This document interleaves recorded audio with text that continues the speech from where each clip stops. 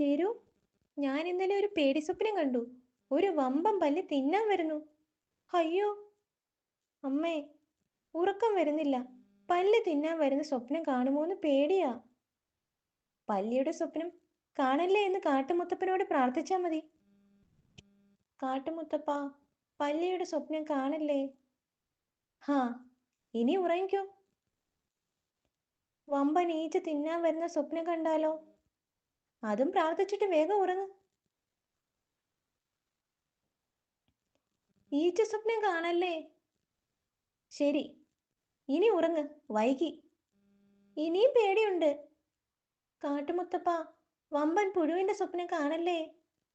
വമ്പൻ മുയലിന്റെ സ്വപ്നം കാണല്ലേ. വവ്വാലിന്റെ സ്വപ്നം കാണല്ലേ. അണ്ണാന്റെയും തവളയുടെയും സ്വപ്നം കാണല്ലേ.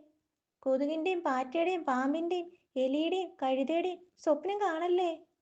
ആനയുടെയും കരടിയുടെയും തേരട്ടയുടെയും കുരുവിയുടെയും കാക്കയുടെയും പിന്നെ ഹാ പൂച്ചയുടെയും സിംഹത്തിന്റെയും മീനിന്റെയും